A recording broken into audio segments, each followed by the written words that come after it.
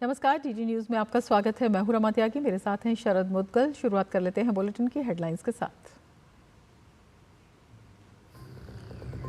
प्रधानमंत्री नरेंद्र मोदी गयाना दौरे के अंतिम दिन आज वहां की संसद को करेंगे संबोधित। भारतीय समुदाय से भी करेंगे मुलाकात।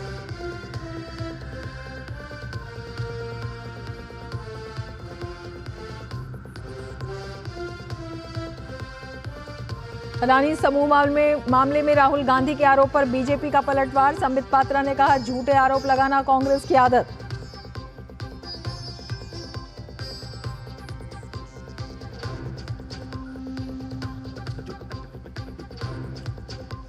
वक्फ संशोधन बिल 2024 पर संयुक्त संसदीय समिति की बैठक में अल्पसंख्यक मंत्रालय की ओर से रखी गई राय। जेपीसी अध्यक्ष जगदम्बिका पाल ने कहा, समिति समय से सौंपेगी अपनी रिपोर्ट।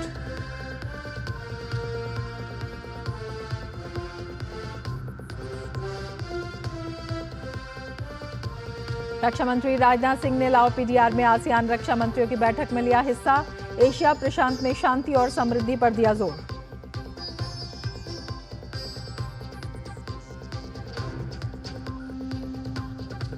बॉर्डर गावस्कर ट्रॉफी के पहले मुकाबले के लिए तैयार पर्थ का मैदान। युवा चेहरों के साथ इतिहास रचने के लिए बेताब टीम इंडिया। WTC फाइनल में जाने के लिए बड़े अंतर से जीतनी होगी सीरीज।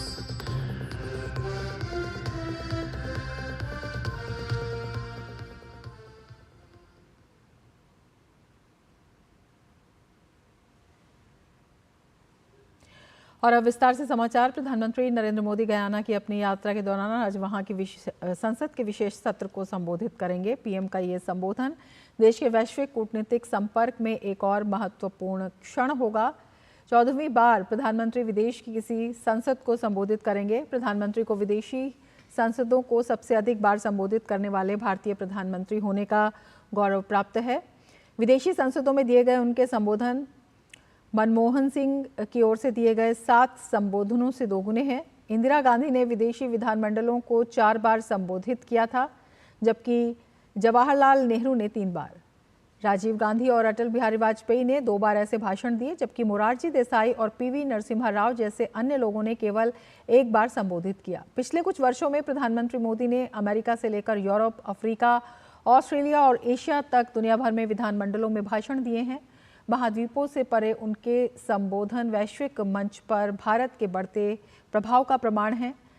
अमेरिकी कांग्रेस के संयुक्त सत्र को प्रधानमंत्री 2 बार साल 2016 और साल 2023 में संबोधित कर चुके हैं। साल 2014 में पीएम ने ऑस्ट्रेलिया और फिजी के सांसदों को संबोधित किया।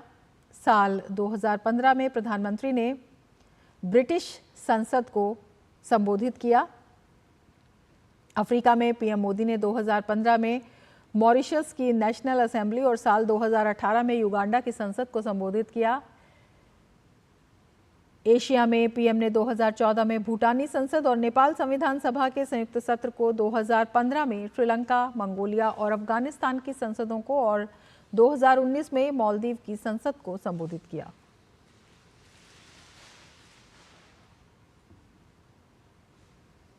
उद्योगपति गौतम अडानी की कंपनी अमेरिका में जांच के घेरे में आ गई है, जिसे लेकर कांग्रेस नेता राहुल गांधी ने भाजपा पर आरोप लगाते हुए कहा कि जो भी इस मामले में शामिल है उस पर कार्रवाई होनी चाहिए। आपको बता दें कि अमेरिकी अभियोजकों ने आरोप लगाया कि अडानी समूह ने राज्य में बिजली वितरण कंपनियों के साथ सौर ऊर्जा अनुबंध हासिल करने के लिए भारतीय सरकारी अधिकारियों को कथित तौर पर 2029 करोड़ रुपए की रिश्वत दी है। ये रिश्वत कथित तौर पर 2020 और 2024 के बीच दी गई है। इस दौरान ओडिशा में बीजेडी, तमिलनाडु में डीएमके, छत्तीसगढ़ में कांग्रेस और आंध्र प्रदेश में वाईएसआरसीपी की सरकार थी। चाहे ऑपोजिशन की सरकार हो, चाहे बीजेपी की सरकार हो, इन्वेस्टिगेशन होना चाहिए, पनिशमेंट होनी चाहिए। मगर मेन बात है, जो किंग पिन है, जो सेंटर है, उसको जेल में जाना चाहिए, अरेस्ट होना चाहिए और उसका इन्वेस्टिगेशन होना चाहिए, इंटरोगेशन होना चाहिए, पता लगाना चाहिए कि इसके पीछे कौन है। अडानी मामले में कांग्रेस नेता राहुल गांधी के बयान पर भाजपा नेता संबित पात्रा ने पलटवार किया है। संबित पात्रा ने कहा कि यह मामला अमेरिका और भारत की एक कंपनी के बीच बिजली लेन देन का है, जिन 4 राज्यों के नाम इसमें सामने आए हैं, उस समय वहां कांग्रेस और उनके सहयोगी दल की सरकार थी। जो 4 राज्य में SDC, state distribution company, electricity distribution company, वो स्टेट की ही प्रॉपर्टी होती है, स्टेट गवर्नमेंट की। छत्तीसगढ़ की सरकार, छत्तीसगढ़ में किसकी सरकार थी? कांग्रेस पार्टी की, भूपेश बघेल जी की सरकार छत्तीसगढ़ में उस समय मौजूद थी। आंध्र प्रदेश में वाईएसआरसीपी की सरकार थी। उस समय तमिलनाडु में, क्योंकि तमिलनाडु का नाम भी इसमें आता है, उनके स्टेट डिस्ट्रीब्यूशन कंपनी का नाम आता है। किसकी सरकार थी? डीएमके, आपके सहयोगी स्टालिन जी की सरकार थी। उड़ीसा में किसकी सरकार थी? बीजेडी की सरकार थी। तो स्वाभाविक रूप से ये चारों राज्य जिसका जिक्र डॉक्यूमेंटेशन में सामने आया है, यूएस में सामने आया है, उन चारों राज्य में ना तो हमारे मुख्यमंत्री थे और ना ही हमारी समर्थित सरकार थी। संबित पात्रा ने कहा कि राहुल गांधी ने अपनी प्रेस वार्ता में कहा कि उनके पूर्व नेता से पूछताछ पर अगर उन्हें कोई आपत्ति नहीं तो हमें भी आपत्ति नहीं है। राहुल जी ने अपने प्रेस कॉन्फ्रेंस में कहा है कि उन्हें कोई आपत्ति नहीं यदि किसी भी पूर्व मुख्यमंत्री से या उनके पूर्व नेता से पूछताछ हो, तो ठीक है, भूपेश बघेल जी से पूछताछ हो, हमें भी कोई आपत्ति नहीं है। ये चारों राज्य के जो मुख्य नेता हैं, जिनके अंडर में इलेक्ट्रिसिटी बोर्ड इत्यादि रहा होगा, इनके मुख्यमंत्री हो, उनसे पूछताछ करें, हमें काहे की आपत्ति होगी? आप केस करिए ना, आप केस करिए, बिल्कुल पूछताछ करिए। अडानी मामले में कांग्रेस नेता राहुल गांधी के बयान पर बीजेपी ने पलटवार किया है। भाजपा ने राहुल गांधी के इस आरोप पर निशाना साधते हुए कहा कि यह कांग्रेस का पुराना ड्रामा है।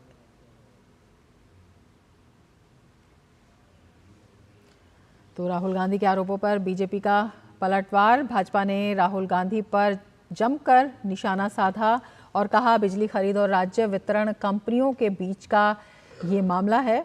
एक भारत और एक अमेरिका की कंपनी इसके अंदर शामिल है और कंपनी बयान जारी कर अपना बचाव खुद करेगी। बीजेपी का पलटवार है राहुल गांधी के आरोपों पर। बीजेपी ने मामले की निष्पक्ष जांच की मांग की है और ये भी कहा है इस मामले से जुड़े समझौते में 4 राज्य शामिल थे। छत्तीसगढ़ में कांग्रेस की और ओडिशा में बीजेडी की सरकार थी। आंध्र प्रदेश में वाईएसआरसीपी की और तमिलनाडु में डीएमके की सरकार थी। सरकार चारों राज्य में थी, कांग्रेस और उसके सहयोगी दलों की सरकार। और कांग्रेस पर भारतीय मार्केट को गिराने का भी आरोप लगाया बीजेपी ने। यह भी कहा कांग्रेस शासित राज्यों में अडानी का निवेश लेने पर सवाल बीजेपी ने पूछा है। और बीजेपी ने यह भी कहा कि राजस्थान की गहलोत सरकार ने लिया 56,000 करोड़ रुपए का निवेश। कर्नाटक और बंगाल में भी अडानी का करोड़ों का निवेश है। सवाल भी पूछा तेलंगाना के सीएम रेवंत रेड्डी ने क्यों लिया 100 करोड़ का डोनेशन।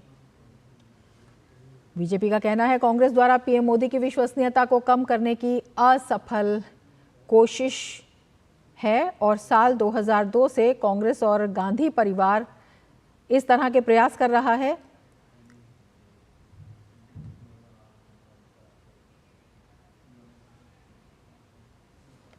अडानी ग्रुप ने अपने ऊपर लगे आरोपों को निराधार बताया है। अडानी ग्रुप ने अपने सोशल मीडिया प्लेटफॉर्म एक्स पर एक स्टेटमेंट जारी करते हुए लिखा है कि अडानी ग्रीन के निदेशकों के खिलाफ अमेरिकी न्याय विभाग और अमेरिकी प्रतिभूति एवं विनिमय आयोग द्वारा लगाए गए आरोप निराधार हैं और उनका खंडन किया जाता है। जैसा कि अमेरिकी न्याय विभाग ने स्वयं कहा है कि अभियोग में लगाए गए आरोप हैं और जब तक दोषी साबित नहीं हो जाते तब तक डिफेंडेंट्स को निर्दोष माना जाता है। इस मामले में सभी संभव कानूनी उपाय किए जाएंगे।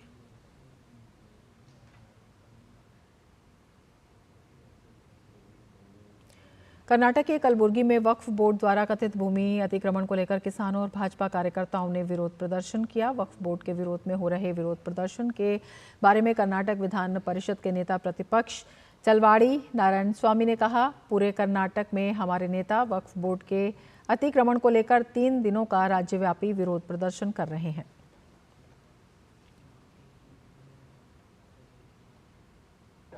आप देख रहे हैं पोजीशन कैसे है, किसानों का जमीन छीना जा रहा है ये सरकार, और ये रैतों को धोखा दे रहा है। उसके वास्ते अभी मठाध्यक्ष और किसान लोगों, व्यापारी लोग आज गुलबर्गा में ये प्रोटेस्ट कर रहा है।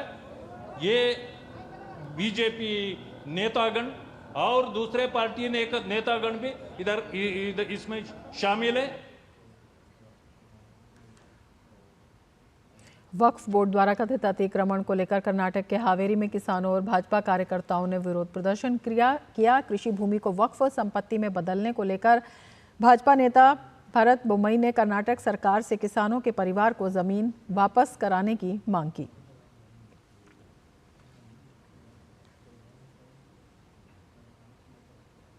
They have created such a situation where they're sending notices to farmers, to all the temples, to all the lands of the poor people.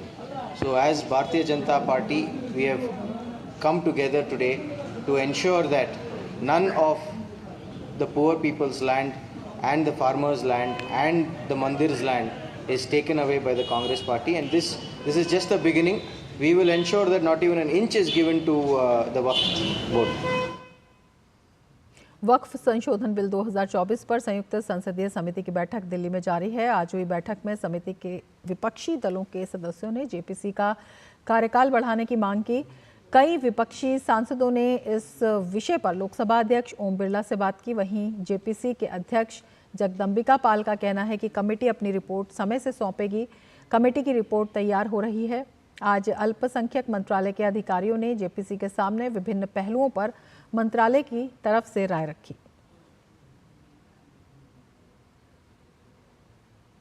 Bitcoin और क्रिप्टो करेंसी से जुड़े 6,600 करोड़ के घोटाले मामले में गुरुवार को ईडी ने बड़ी कार्रवाई करते हुए गौरव मेहता के रायपुर स्थित घर पर 26 घंटे से ज़्यादा समय से छापेमारी और पूछताछ कर रही है। ईडी की ओर से गौरव मेहता के साथ ही उसके भाई अक्षय मेहता से भी पूछताछ की जा रही है। इससे पहले ईडी ने बुधवार को कथित बिटकॉइन पूंजी घोटाले के संदिग्ध गौरव मेहता के रायपुर स्थित घर पर छापेमारी की थी और पूछताछ के दौरान उनका बयान दर्ज किया था। साथ ही कुछ कंप्यूटर और डिजिटल डिवाइस भी जब्त किए थे। ईडी की छापेमारी और जांच में पता चला है कि गौरव मेहता कई कंपनियों का डायरेक्टर और पार्टनर है, जिसमें 2016 में बनाई गई blockchain innovation private limited, Kolkata में स्पंज आयरन कंपनी और मुंबई की ब्रोकरेज कंपनी जैसी 6 कंपनियां शामिल हैं। इसके अलावा गौरव मेहता के भाई अक्षय मेहता और उनके दोस्त भी इन कंपनियों के डायरेक्टर और पार्टनर हैं। ब्लॉकचेन कंपनी का ऑफिस रायपुर के पचपेड़ी नाका स्थित अरिहंत कॉम्प्लेक्स से संचालित हो रहा है। इस घोटाले में गौरव मेहता और उसकी कंपनियों पर क्रिप्टो करेंसी फ्रॉड और बिटकॉइन से जुड़ी धोखाधड़ी का आरोप है। ईडी के अधिकारियों ने अभी तक कई दस्तावेज और साक्ष्य बरामद किए हैं जो इस मामले में और भी कई पहलुओं को उजागर कर सकते हैं। गौरव मेहता पर आरोप है कि उसने अपनी कंपनियों के जरिए बड़े पैमाने पर निवेशकों से धोखाधड़ी की और अवैध रूप से क्रिप्टो करेंसी के कारोबार से लाखों करोड़ रुपए की धनराशि अर्जित की। ईडी की टीम गौरव मेहता और उसके परिवार के सदस्यों से लगातार पूछताछ कर रही है। भाजपा के प्रदेश महामंत्री संजय श्रीवास्तव ने बिटकॉइन घोटाले के खुलासे के बाद पूर्व मुख्यमंत्री भूपेश बघेल समेत प्रदेश के कई कांग्रेस नेताओं पर हमला बोला है। उन्होंने बिटकॉइन मामले में महाराष्ट्र चुनाव के तार जुड़े होने की बात कही। उनका कहना है कि छत्तीसगढ़ में भी कार्रवाई हुई है और इस मामले में अब बघेल की भूमिका को लेकर सवाल खड़े हो रहे हैं। वहीं संजय श्रीवास्तव ने बिटकॉइन घोटाले मामले में भूपेश बघेल और कांग्रेस नेता से जनता को जवाब देने की मांग की है। और एक महत्वपूर्ण विषय जो सामने आया, बिटकॉइन का मामला आया, क्रिप्टो करेंसी का जो विषय आया है, उसके तार जिस तरीके से जुड़ते चले जा रहे हैं। और आपने हर मामले में देखा है कि पहले ये नकारते रहे कि नहीं नहीं नहीं, इसमें कांग्रेस के नेताओं का नहीं है, बीजेपी भ्रष्टाचारी कर रही है, ईडी का सहारा ले रही है, मोदी जी ऐसा कर रहे हैं। लेकिन जब जैसे जैसे परतें उखड़ती गई जांच के आधार पर, वहां पर कांग्रेस के नेता उसमें शामिल पाए गए। तो हमें आशंका है कि जिस तरीके के आरोप उन पर लगे हैं कांग्रेस के पूर्व नेत्री के द्वारा, तो इस मामले में भी कहीं न कहीं तार आने वाले समय के अंदर में पूर्व मुख्यमंत्री जी से जुड़े हैं। राष्ट्रपति द्रौपदी मुर्मू ने डॉक्टर हरेकृष्ण मेहताब की 125वीं जयंती पर दिल्ली के विज्ञान भवन में कार्यक्रम का उद्घाटन किया। कार्यक्रम में शिक्षा मंत्री धर्मेंद्र प्रधान, संस्कृति एवं पर्यटन मंत्री गजेंद्र सिंह शेखावत और ओडिशा के मुख्यमंत्री मोहन चरण मांझी भी मौजूद रहे। इस अवसर पर संस्कृति मंत्रालय ने डॉक्टर हरेकृष्ण मेहताब जीवन और विरासत पर एक प्रदर्शनी का आयोजन किया गया। कार्यक्रम को संबोधित करते हुए राष्ट्रपति मुर्मू ने कहा कि डॉक्टर हरेकृष्ण मेहताब का जीवन सभी के लिए प्रेरणा स्रोत है।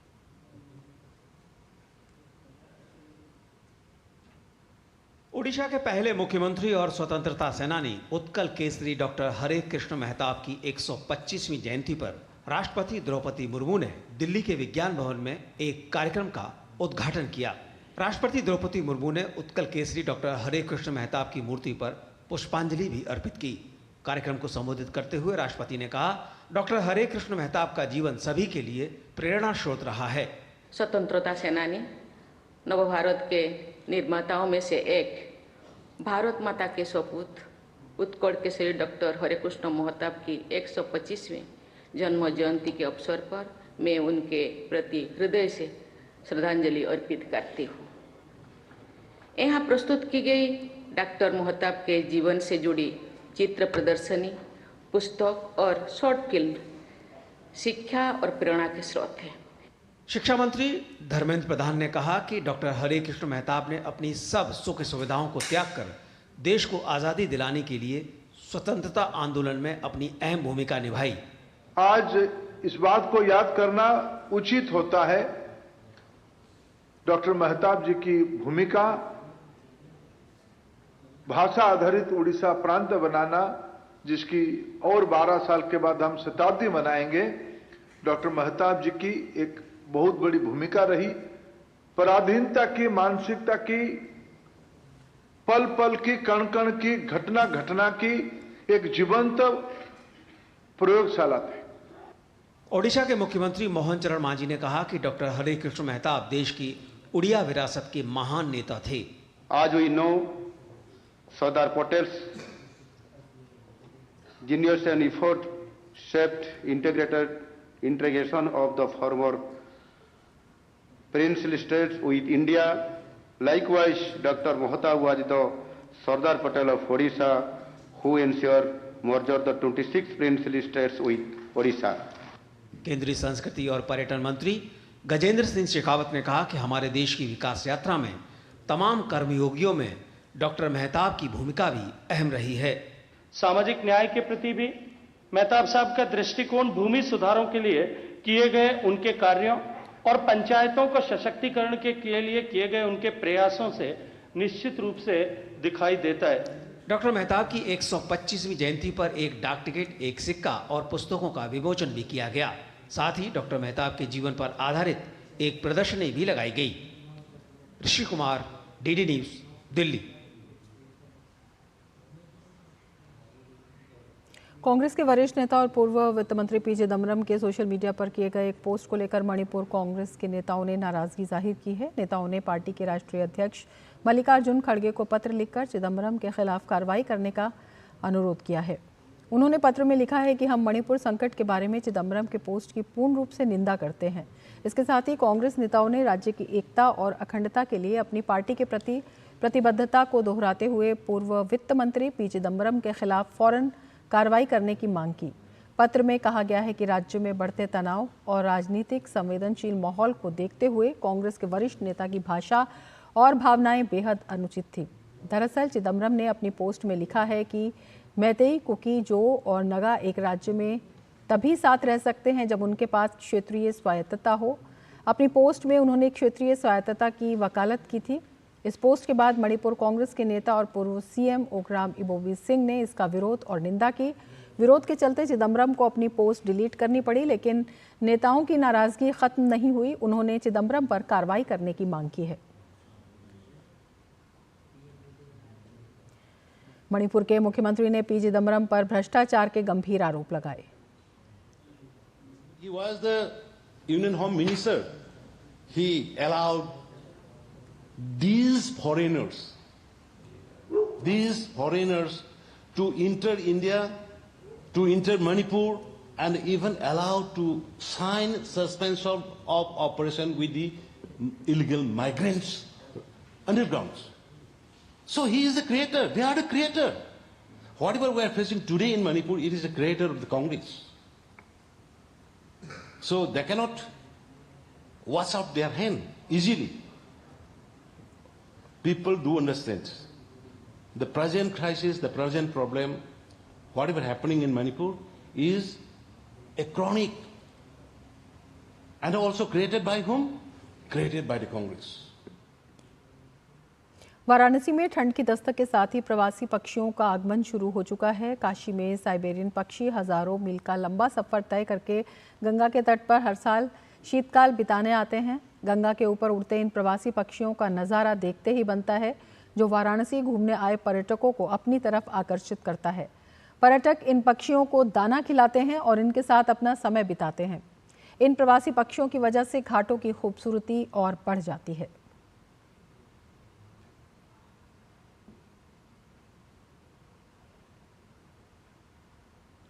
भारत के अंतर्राष्ट्रीय फिल्म महोत्सव का अभिन्न हिस्सा क्रिएटिव माइंड्स ऑफ टुमारो की लोकप्रियता देखते हुए इस साल उसका विस्तार किया गया है। इफ्फी का विषय युवा फिल्म निर्माता focus is now creative minds of tomorrow platform में इस साल देश भर से चुने गए 100 युवा प्रतिभाओं को इसमें चुना गया है। क्रिएटिव माइंड्स ऑफ टुमारो भारतीय सिनेमा के भविष्य पर इस बार केंद्रित है। वर्तमान में फिल्म निर्माण में भारत की प्रतिभाशाली युवा प्रतिभाओं की खोज और उन्हें आगे बढ़ाने के लिए एक बेहतरीन मंच साबित हुआ है क्रिएटिव माइंड्स ऑफ टुमारो। अपनी तरह के इस सबसे बड़े पूर्ण समर्थित मंच के रूप में CMOT उभरते रचनाकारों और सिनेमा जगत के दिग्गजों के बीच बातचीत, जुड़ाव और सीखने को बढ़ावा देता है। इस साल CMOT कार्यक्रम में एक कदम और आगे बढ़ते हुए विस्तार किया गया है, जिसमें 13 फिल्म निर्माण विधाओं में 100 युवा प्रतिभाओं को शामिल किया गया है, जबकि पिछले संस्करण में 10 विधाओं में 75 प्रतिभाएं शामिल थीं।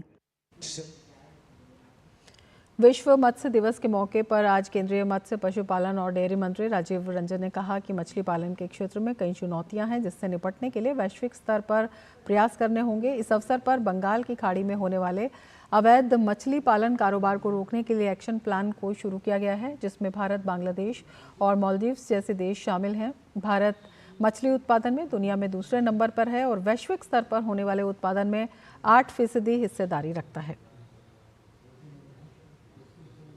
विश्व मत्स्य दिवस के अवसर पर आज दिल्ली में एक कार्यक्रम का आयोजन किया गया, जिसमें करीब 20 देशों के प्रतिनिधियों ने हिस्सा लिया।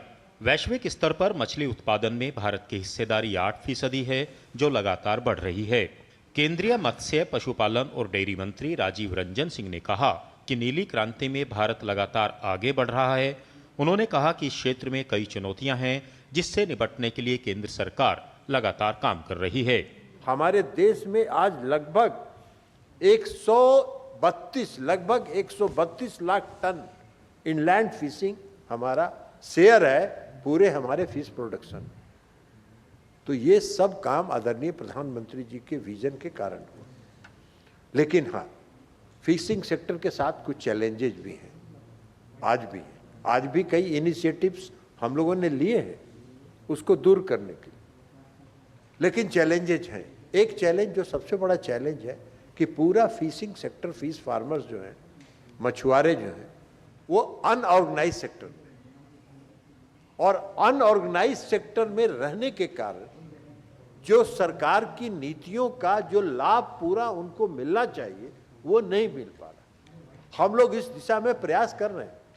विश्व मत्स्य दिवस के मौके पर एक एक्शन प्लान को भी शुरू किया गया है, जिसमें भारत, बांग्लादेश और मालदीव्स जैसे देश बंगाल की खाड़ी में होने वाले अवैध मछली के कारोबार को रोकने पर कार्य करेंगे। देश में करीब 3 करोड़ लोग मछली पालन के व्यवसाय से जुड़े हैं और केंद्र सरकार की कल्याणकारी योजनाओं के चलते देश में ब्लू रिफॉर्मेशन शुरू हुआ है। इस अवसर पर मछली पालन में उत्कृष्ट कार्य करने वाले किसानों और राज्यों को भी पुरस्कार दिए गए। अनुज यादव, DD न्यूज़, दिल्ली। इसके साथ ही इस बुलेटिन में फिलहाल इतना ही। नमस्कार।